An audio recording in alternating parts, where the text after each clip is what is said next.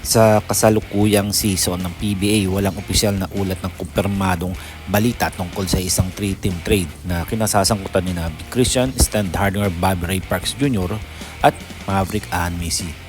Christian Standhardinger noong Hulyo 2024, si Christian Standhardinger ay na-trade mula Barangay Ginebra patungong Terra Firma Jeep kasama sa Stanley Pringle. Kapalit nito, nakuha ng Ginebra sina Stephen Holt, Isaac Go at ikatlong pick sa draft.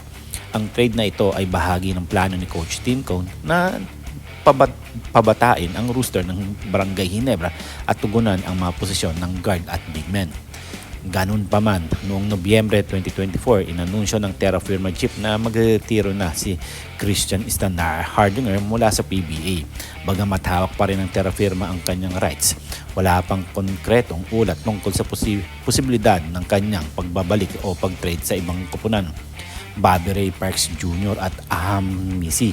Walang kamakailang ulat o kumpirmasyon tungkol sa mga trade na kinasasangkutan ni Bobby Ray Parks Jr.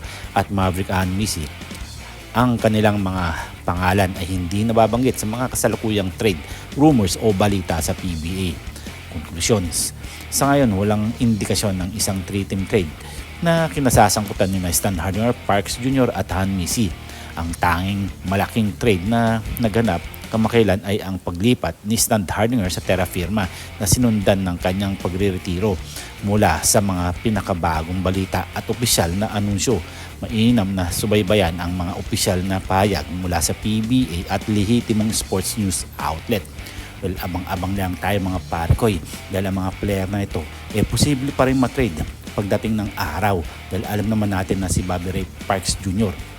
Gustong-gusto na rin bumalik ng Pilipinas para sa kanyang nobya. Alam naman natin na gusto na rin magpakasal na ito at gusto rin maglaro sa Barangay Ginebra. At pagdating naman kay Messi, may mga bali-balita nga dyan na naririnig ko na gusto na daw magpa-trade na ito. Nagre-request dahil nga sa oras na inilalaro niya sa Barangay Ginebra.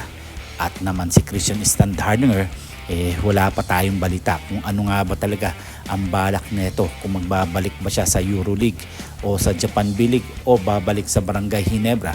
Pero ayon nga sa ibang balita nga, posibleng malipat nga ito sa TNT Katropa at kumikilos na daw ito.